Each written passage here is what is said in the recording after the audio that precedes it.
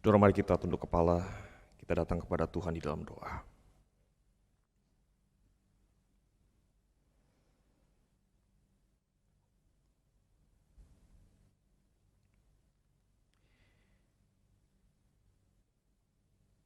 Ya Tuhan, saat ini kami kembali datang memenuhi undangan anugerah yang Tuhan berikan kepada setiap kami anak-anak-Mu.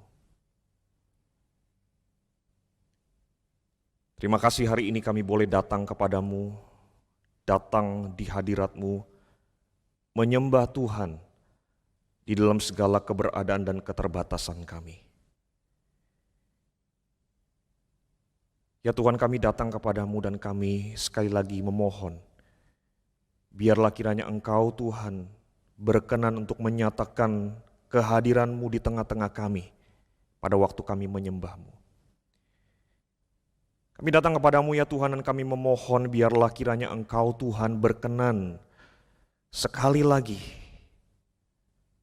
membentuk kami, mengubah kami sesuai dengan kehendak-Mu, khususnya pada waktu kami membaca dan merenungkan kebenaran firman-Mu. Ya Tuhan, bekerjalah di dalam hati dan pikiran kami. Biarlah kiranya Allah Roh Kudus menyampaikan kepada kami apa yang ingin Tuhan sampaikan untuk kami dengar, untuk kami mengerti, dan untuk kami hidupi di dalam kehidupan kami sebagai anak-anak Tuhan. Terima kasih Tuhan untuk anugerah-Mu yang besar dalam kehidupan kami. Kami percaya ya Tuhan firman-Mu sekali lagi akan melawat kami satu persatu. Dan sekali lagi mengajar kami untuk kami hidup serupa dengan Engkau. Di dalam nama Tuhan Yesus kami berdoa dan kami memohon. Amin. Shalom Bapak Ibu Saudara sekalian dikasih dalam Tuhan. Kita bersyukur untuk anugerah yang Tuhan berikan kepada kita setiap hari Minggu, yaitu di hari Tuhan untuk kita boleh bersama-sama datang memenuhi panggilan Tuhan beribadah kepada Tuhan. Di dalam segala keterbatasan kita percaya bahwa Roh Kudus ada di tengah-tengah kita, memimpin kita untuk menyembah Tuhan di dalam roh dan kebenaran. Nah saudara sekalian, pada pagi hari ini kita akan bersama-sama melanjutkan perenungan firman Tuhan dari kitab Kejadian. Mari kita bersama-sama membaca dari kitab Kejadian pasal yang ke-14. Kejadian pasal yang ke-14. Kita akan membaca dan merenungkan dari ayat yang ke-17 sampai dengan ayat yang ke-24. Kejadian pasal 14 ayat 17 sampai dengan ayat yang ke-24. Demikian firman Tuhan. Setelah Abram kembali dari mengalahkan Kedorlaomer dan para raja yang bersama-sama dengan dia, maka keluarlah Raja Sodom menyongsong dia ke lembah Syawe, yakni lembah raja. Melkisedek Raja Salem membawa roti dan anggur, ia seorang imam Allah yang maha tinggi.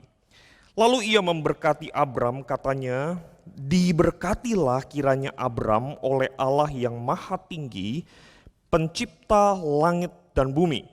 Dan terpujilah Allah yang maha tinggi yang telah menyerahkan musuhmu ke tanganmu. Lalu Abram memberikan kepadanya 1/10 dari semuanya. Berkatalah Raja Sodom itu kepada Abram, berikanlah kepadaku orang-orang itu, dan ambillah untukmu harta benda itu. Tetapi kata Abram kepada Raja negeri Sodom itu, aku bersumpah demi Tuhan Allah yang maha tinggi, pencipta langit dan bumi, aku tidak akan mengambil apa-apa dari kepunyaanmu itu, sepotong benang atau tali kasut pun tidak. Supaya engkau jangan dapat berkata, aku telah membuat Abram menjadi kaya. Kalau aku, jangan sekali-kali. Hanya apa yang telah dimakan oleh bujang-bujang ini dan juga bagian orang-orang yang pergi bersama-sama dengan aku, yakni Aner, Eskol, dan Mamre, biarlah mereka itu mengambil bagiannya masing-masing. Saudara dikasihi oleh Tuhan, berapa banyak dari saudara yang suka membawa uang koin ketika saudara berpergian? Mungkin saudara taruh di kantong celana saudara atau mungkin saudara taruh di tas saudara. Berapa banyak saudara sekalian?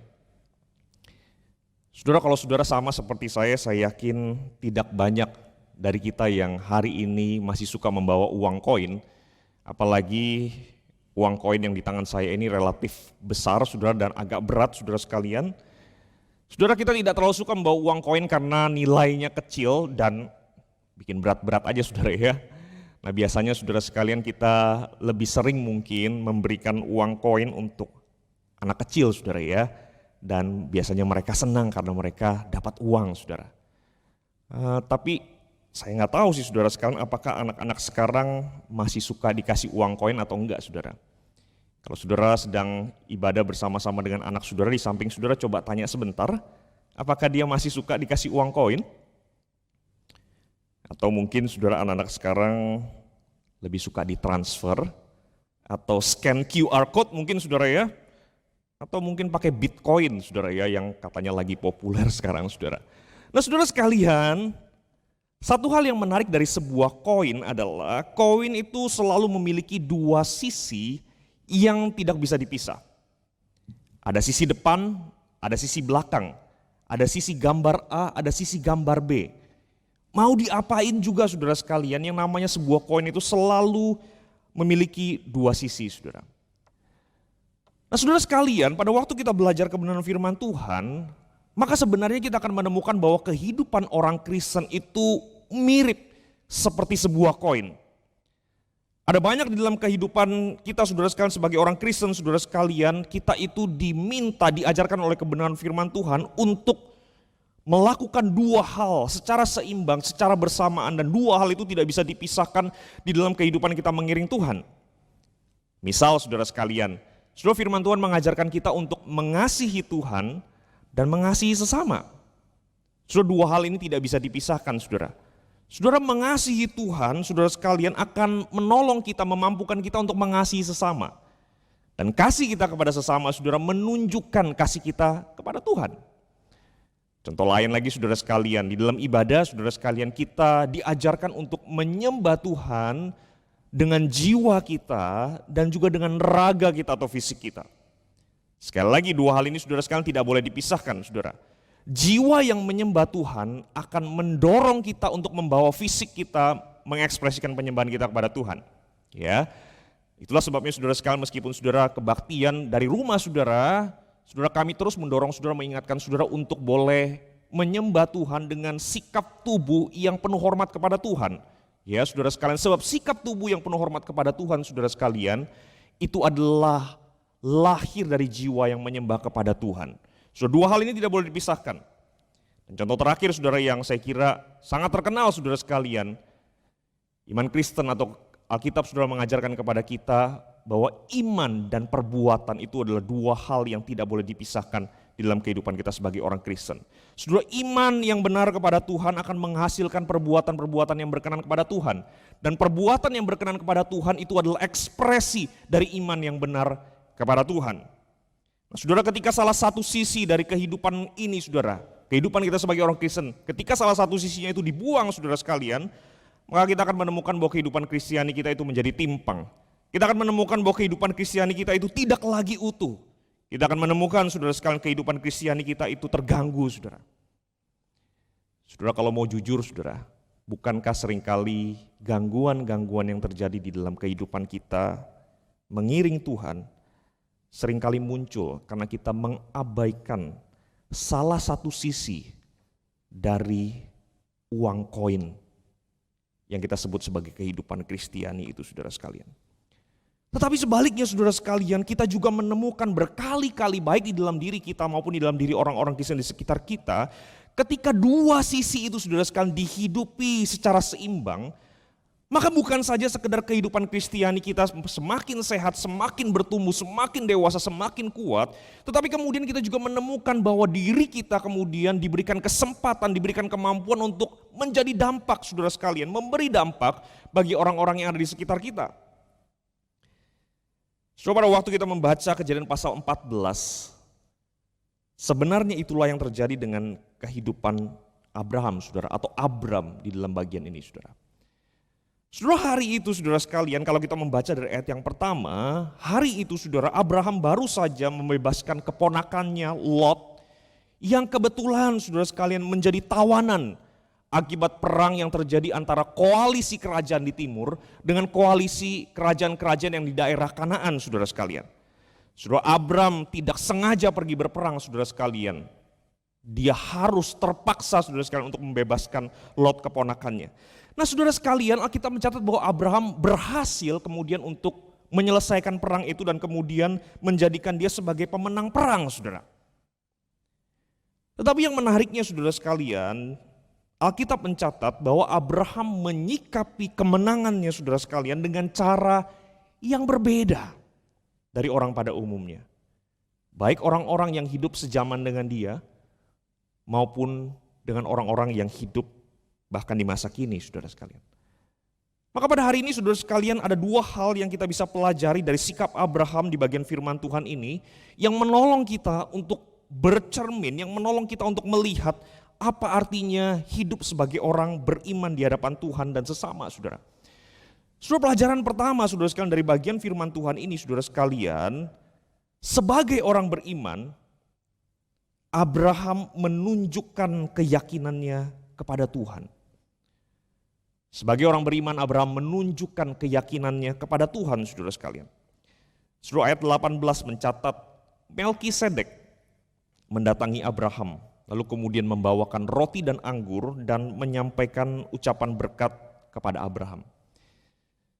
Saudara, meskipun figur Melkisedek ini adalah figur yang lumayan terkenal, saudara sekalian, di dalam Alkitab, saudara sekalian, tetapi sebenarnya sangat sedikit sekali referensi yang bisa menjelaskan secara detail, secara pasti siapa Melkisedek ini, saudara. Saudara, satu-satunya bagian yang saya kira paling deskriptif untuk menjelaskan siapa Melkisedek adalah di bagian ini, saudara sekalian, bahwa ia adalah seorang raja Salem, kemungkinan merujuk kepada sebuah kota yang namanya Yerusalem, saudara sekalian, dan kebetulan dia juga adalah seorang imam. Saudara, tidak ada indikasi yang bisa memastikan bahwa Melkisedek itu menyembah Tuhan yang sama dengan Tuhan yang disembah oleh Abraham, saudara. Saudara, istilah Allah yang maha tinggi atau di dalam bahasa Ibraninya El Elyon yang dipakai atau disebutkan oleh Melkisedek di dalam bagian firman Tuhan tadi, saudara, sesungguhnya adalah istilah yang relatif umum yang dipakai pada waktu itu, saudara sekalian, untuk menyebut sesembahan atau dewa dari orang Kanaan, sehingga tidak ada kepastian apakah betul-betul Melkisedek ini mengenal Allah yang disembah oleh Abraham, saudara. Lalu kemudian, saudara sekalian, Abraham memberikan perpuluhan kepada Melkisedek. Apakah kemudian ini adalah indikasi bahwa Melkisedek ini adalah orang yang kemudian percaya kepada Allah Yahweh itu, saudara? Saudara, mari kita ingat bersama-sama, saudara, saat itu hukum Taurat yang mengatur persembahan perpuluhan kepada Tuhan belum ada. Nanti di zaman Musa, saudara sekalian, baru kemudian peraturan memberi persepuluhan kepada Tuhan itu muncul, saudara. Nah, tetapi menariknya, saudara sekalian, Abraham dicatat di sini, saudara sekalian, tetap memberikan 1/10 kepada Melkisedek. Untuk apa sebenarnya, saudara? So, tidak ada yang tahu pasti karena Alkitab tidak memberikan penjelasan yang literal, saudara sekalian, dalam hal ini, saudara. Tetapi, saudara sekalian, salah satu pendapat ahli yang saya kira paling baik, saudara, menjelaskan apa yang sedang Abraham lakukan adalah seperti ini, saudara sekalian. Sebenarnya Abraham sedang menunjukkan keyakinannya kepada Tuhan pada waktu ia memberikan 1/10 kepada Melkisedek. So, Abraham memberikan persepuluhan kepada Melkisedek bukan karena dia memberikan persepuluhan bersyukur kepada Melkisedek yang kemudian mendatangi dia. Enggak, saudara sekalian. So, Abraham memberikan persepuluhan kepada Melkisedek sebagai tanda syukur yang dia ekspresikan kepada Tuhan. Dia memberikannya melalui Melkisedek, saudara sekalian. Dan saudara sekalian, Abraham memberikan 1/10 kepada Melkisedek sebagai bentuk afirmasi, sebagai bentuk konfirmasi, sebagai bentuk persetujuan terhadap statement pernyataan yang disebutkan oleh Melkisedek bahwa yang memberikan kemenangan kepada Abraham itu adalah Tuhan sendiri. Sekali lagi, saudara sekalian, 1/10 yang Abraham berikan kepada Melkisedek sesungguhnya adalah simbol afirmasi konfirmasi kepada Melkisedek. Betul seperti yang engkau katakan. Mungkin engkau menyembah Tuhan yang berbeda dengan aku, tetapi betul seperti yang engkau katakan. Aku beroleh kemenangan, aku beroleh keberhasilan, bukan karena kekuatanku sendiri, melainkan karena Tuhan, Allah yang menciptakan langit yang bumi, yang memberikan kemenangan kepadaku. Saudara, Abraham, saudara sekalian, menunjukkan imannya, menunjukkan keyakinannya kepada Tuhan, saudara. Setelah itu, saudara sekalian, giliran Bera, Raja Sodom yang berinteraksi dengan Abraham di ayat yang ke-21 dan seterusnya, saudara. Saudara, si Raja Sodom ini kalau kita baca dari ayat-ayat sebelumnya, sesungguhnya takluk di bawah kekuasaan Kedorlaomer dan sekutunya. Tetapi kemudian saudara sekalian, karena Abraham berhasil menaklukkan sekutu dari Kedorlaomer, saudara sekalian, maka Bera mendapatkan kebebasan, saudara. Dan dia memberikan tawaran yang sangat menggiurkan sekali, bukan hanya untuk Abraham saya kira, saudara, tetapi untuk siapa saja orang yang kemudian mendengarkan tawaran itu, saudara. Saudara, Bera menyuruh Abraham untuk mengambil seluruh harta benda hasil rampasan perang pada hari itu, saudara. Tapi menariknya, saudara sekalian, Alkitab mencatat Abraham menolak tawaran Bera, saudara.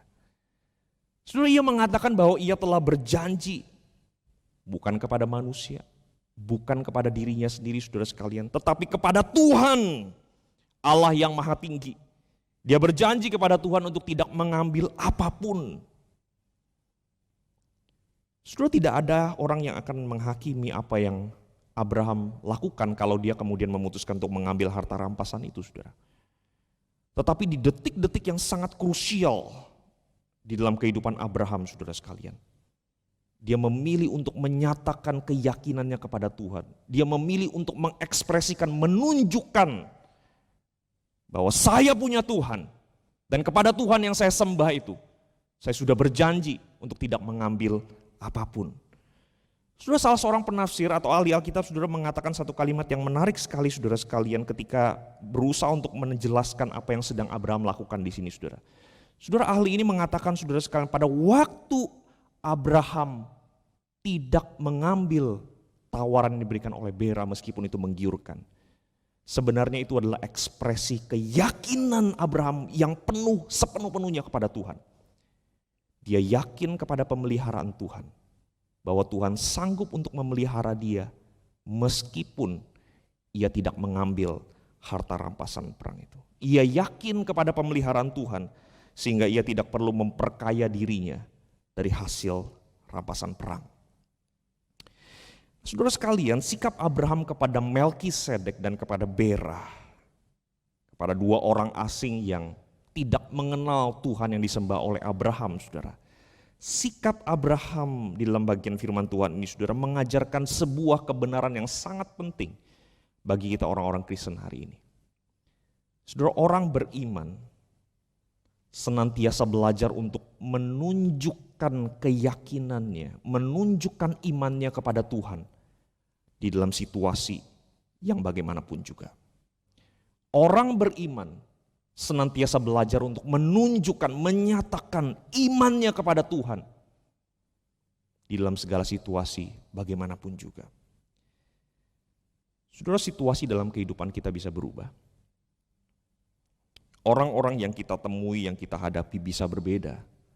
Sama seperti Abraham yang berhadapan dengan Melkisedek yang terkesan baik sekali, saudara sekalian, dan kemudian menghadapi Bera yang terkesan tidak baik ini, saudara sekalian. Orang yang kita hadapi bisa berbeda, saudara, dalam kehidupan kita. Tetapi saudara sekalian, orang yang beriman selalu rindu untuk menunjukkan keyakinannya kepada Tuhan di dalam segala situasi kehidupan ini. Yang kedua, saudara sekalian, saudara, bagian firman Tuhan yang kita baca pada hari ini, saudara, mengajarkan kepada kita atau memberitahukan kepada kita bahwa sebagai orang beriman, saudara, Abraham menjaga kesaksiannya di hadapan sesama. Ini sesuatu yang tidak kalah penting juga, saudara sekalian. Dan mari kita ingat sekali lagi, saudara, Abraham, saudara sekalian, berdasarkan teks yang kita baca tadi, saudara sekalian, berhasil kemudian mengalahkan koalisi penguasa di daerah itu, saudara. Nah, itu artinya, saudara sekalian, sebenarnya raja-raja dan penduduk di daerah sekitar situ, saudara sekalian, wajib untuk memberikan upeti atau memberikan pajak kepada Abraham, saudara, sebagai penguasa yang baru. Tetapi sebagaimana yang tadi kita sudah sama-sama diskusikan dan yang sudah kita baca juga, saudara sekalian, justru Abraham yang memberikan 1/10 kepada Melkisedek, saudara.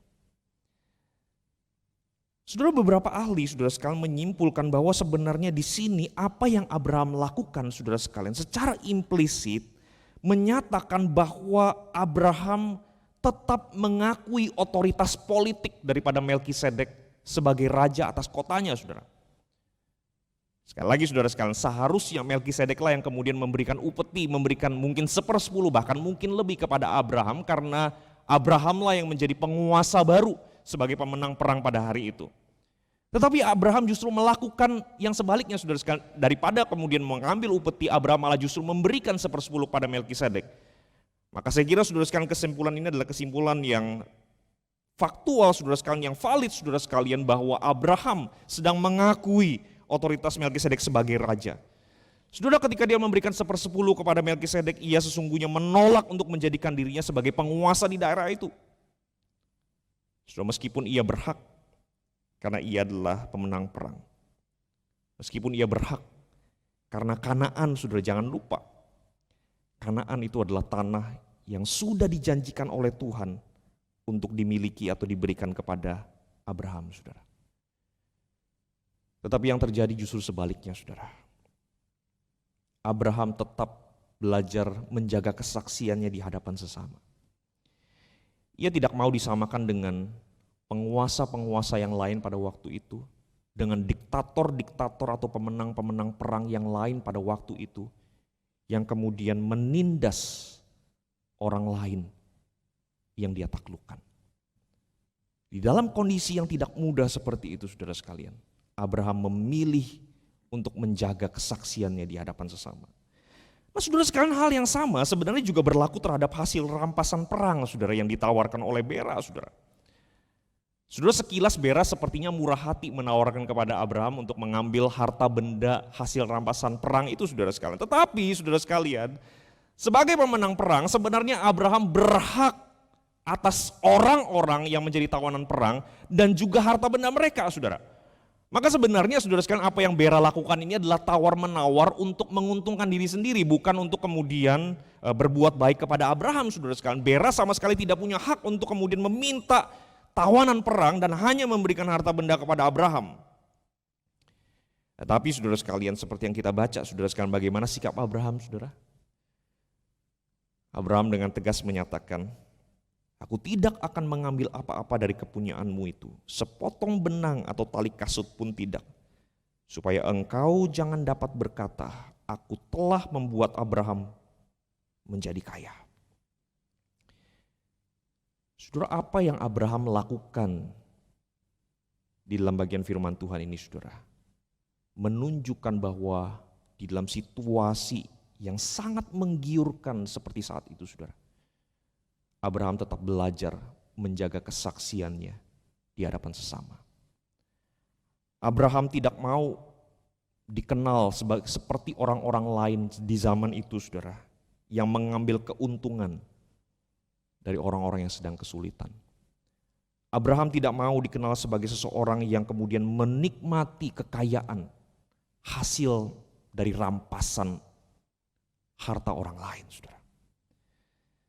Saudara, sikap Abraham kepada Melkisedek dan Bera, kepada dua orang asing yang tidak mengenal Tuhan yang disembah oleh Abraham, sikap Abraham ini, saudara, mengajarkan kebenaran yang penting bagi kita hari ini. Bahwa orang beriman senantiasa belajar untuk menjaga kesaksiannya di hadapan sesama di dalam segala situasi. Saudara, situasi kehidupan kita bisa berubah. Dan bukankah, saudara sekalian, pandemi yang sedang kita hadapi sampai hari ini menunjukkan bahwa ada banyak hal di dalam hidup ini yang tidak bisa kita kendalikan?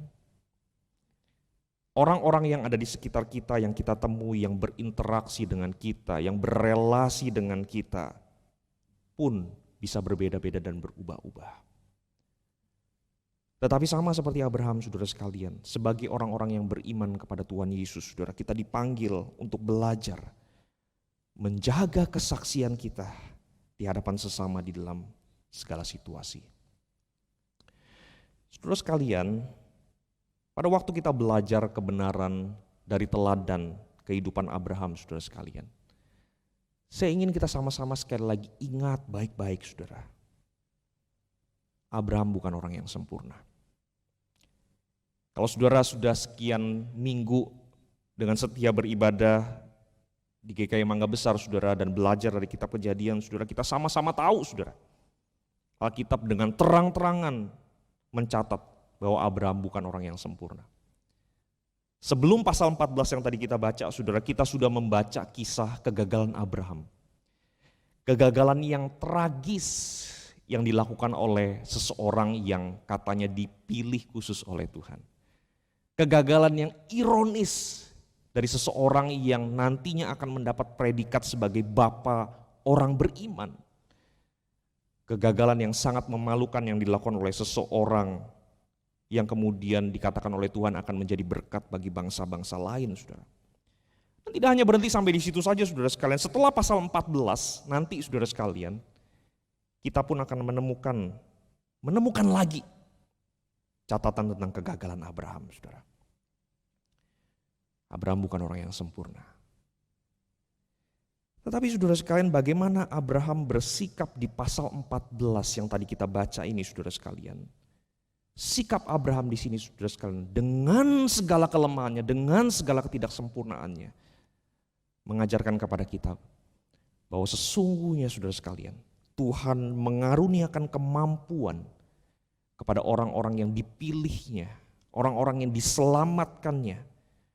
Tuhan memberikan kemampuan untuk senantiasa menunjukkan keyakinannya dan menjaga kesaksiannya dalam segala situasi. Saudara, itu kemampuan yang Tuhan berikan kepada orang-orang yang Tuhan pilih dan Tuhan selamatkan. Dan kabar baik bagi kita pada hari ini, saudara sekalian, kemampuan itu tidak hanya diberikan kepada Abraham. Kemampuan itu tidak hanya diberikan kepada tokoh-tokoh iman, baik di dalam Alkitab atau di dalam sejarah gereja di masa lalu, saudara. Kabar baiknya bagi kita hari ini, kemampuan itu, kemampuan yang sama yang Tuhan anugerahkan kepada Abraham, Tuhan juga berikan kepada kita semua sebagai orang-orang beriman pada hari ini. Tuhan memberikan kemampuan kepada kita untuk senantiasa belajar, menunjukkan keyakinan kita, iman kita kepada Tuhan, dan menjaga kesaksian kita di hadapan sesama di dalam segala situasi. Saudara masih ingat dengan ilustrasi koin yang tadi saya sebutkan di awal perenungan kita hari ini, saudara? Saudara, mari kita ingat, hidup Kristiani itu ibarat sebuah koin. Ada dua sisi yang tidak bisa dipisahkan. Iman dan perbuatan harus berjalan secara selaras. Keyakinan kita kepada Tuhan dan kesaksian kita di hadapan sesama harus berjalan secara berimbang dalam kehidupan kita setiap hari, saudara.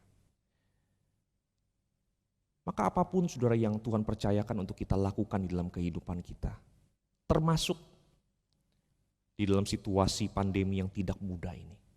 Situasi di mana kita mungkin seringkali kehabisan akal dan tidak tahu harus berbuat apa.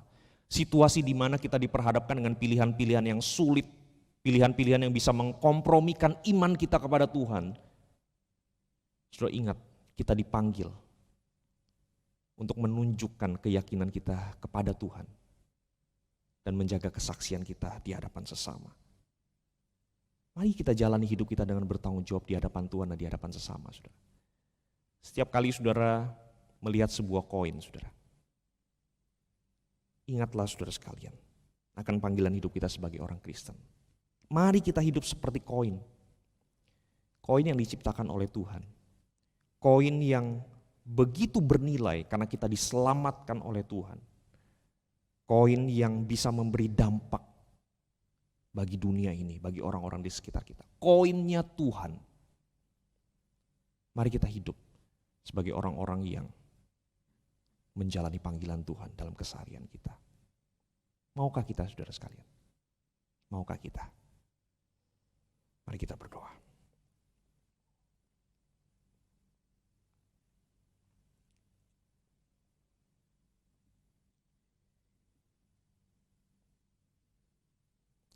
Ya Tuhan, kami bersyukur karena Engkau sangat mengasihi kami. Bahkan Engkau tidak pernah berhenti mengasihi kami ketika kami gagal, ketika kami lemah. Kami bersyukur hari ini ya Tuhan, firman-Mu sekali lagi mengajar kami, mengingatkan kami. Dan kami berdoa memohon biarlah Tuhan Engkau beranugerah, memampukan kami untuk kami boleh menghidupi kebenaran firman Tuhan di dalam keseharian kami. Terima kasih untuk kebaikan Tuhan. Di dalam nama Tuhan Yesus kami berdoa, kami bersyukur. Amin.